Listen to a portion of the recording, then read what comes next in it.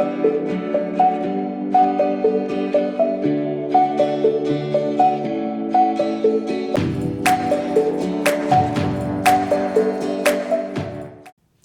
I'm Annemarie with Speak Confident English, and welcome to this week's Confident English lesson, where we're focused on how intonation changes meaning when we're speaking in English. And we're also going to look at how you can learn to understand and use intonation so that you better understand native speakers and you advance your own speaking in English. But before we get into intonation, I want to talk about emojis. You might think that I'm kidding, but I'm not. If you send texts, if you're on social media, or get emails regularly, which I'm sure you do all of those, then you're definitely familiar with emojis. As emailing and texting and posting on social media has become more popular and common, we've also reduced the amount of time that we spend talking on the telephone or speaking face-to-face. And as a result, those emojis have become much more popular. Now, you might be thinking that emojis are just something fun and cute to use when we're sending a message to a friend, and they definitely are fun to use, but they also serve a really important purpose in our communication. When we reduced the amount of time that we spent talking to people face-to-face and on the phone, we lost something really important in our communication: intonation. With intonation, there is so much hidden meaning in the rise and fall, the tone and pitch of our voice. And when we don't have that, we lose some of that hidden meaning or the additional layers of meaning. Intonation allows us to read between the lines and hear more than just the words that we're saying. Now, read between the lines is a fantastic idiom to know, and it means to understand the real or the hidden meaning behind something, in this case, intonation. So when we stopped talking so much and we replaced it with texting, we lost that ability to understand hidden meaning, but emojis help us find that balance. And I'll give you a clear example in just a moment. But before we do that, I want to answer a question. I said that intonation allows us to understand the hidden meaning in what we're saying. But what exactly is hiding in what we say? Well, when we use intonation, we of course use words in speaking, but intonation tells us about the attitude or the feeling that someone has about what they're saying.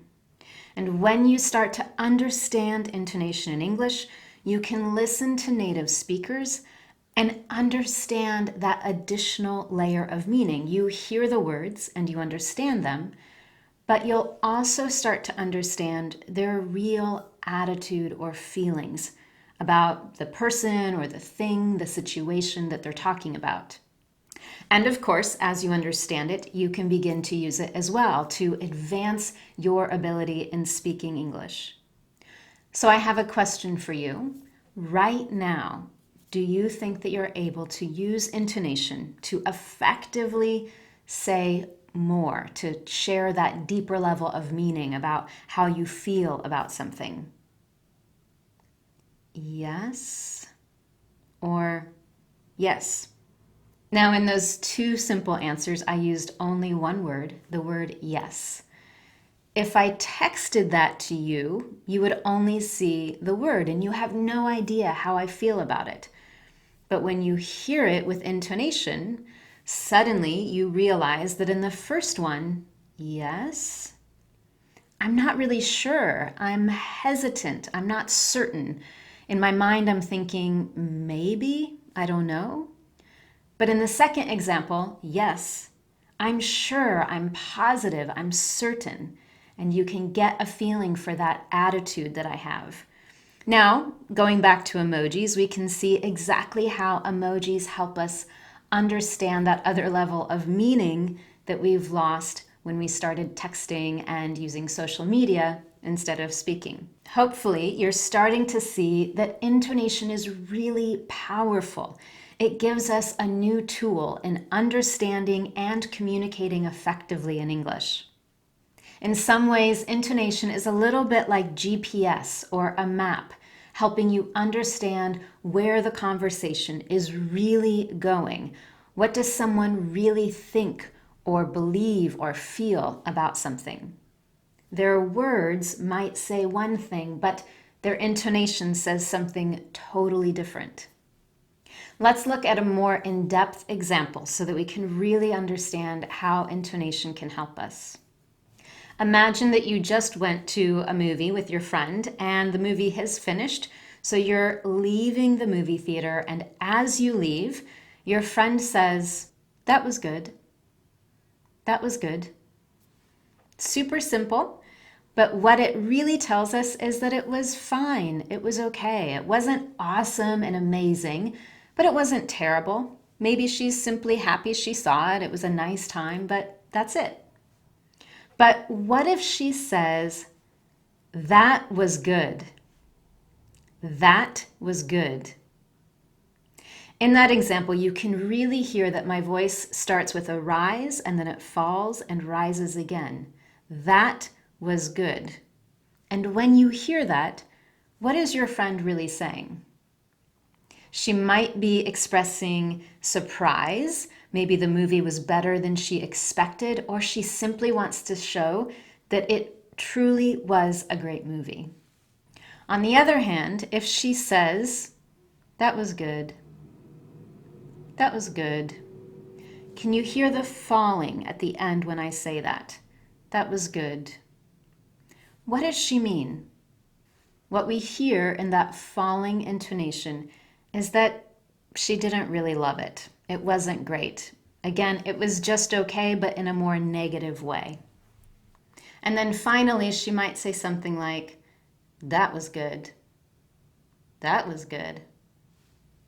What do you hear there? That was good. In that example, she's actually being a little bit sarcastic. She's using positive words, "that was good," but her intonation tells us she doesn't believe that at all. That's not what she really thinks. In fact, it's the opposite. She maybe thought that it was just terrible and a waste of time.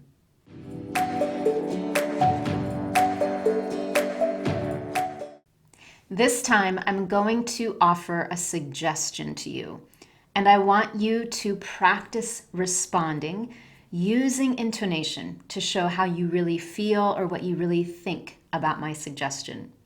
So let's imagine that we're planning to get some dinner together and we're not really sure where to go. So in the end, I say, "How about Italian food?" And what I want you to do is use the words "Italian is okay," but use intonation to show how you really feel about having Italian food for dinner. So once again, my suggestion is, "How about Italian food?" Your job is to respond. So are you enthusiastic about the idea of Italian food? Are you not really sure? Maybe there's something better. Try using intonation with those 3 words to respond to my suggestion.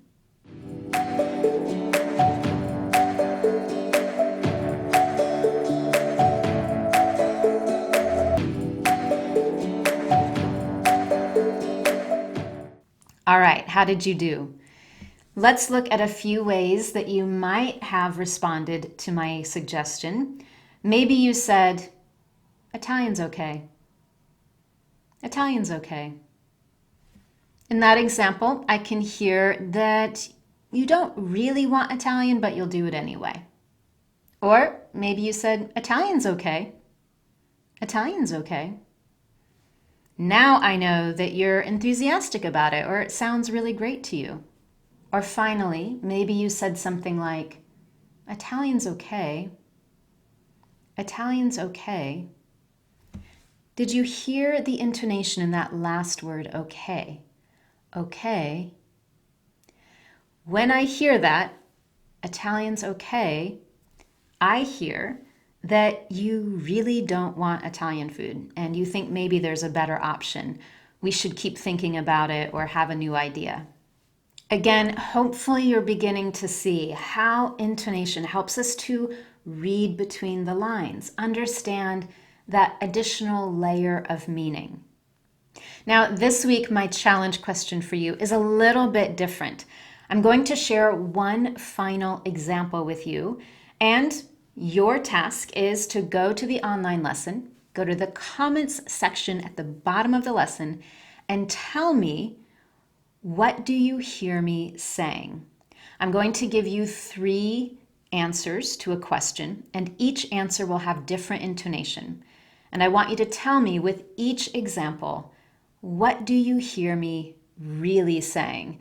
What's my true attitude or feeling about it? So for this example, here's the situation. My neighbor had something unexpected come up, so she asked me to take care of or look after her kids all day on Saturday. And I'm talking to my friend on the phone about it, telling her about my Saturday plans.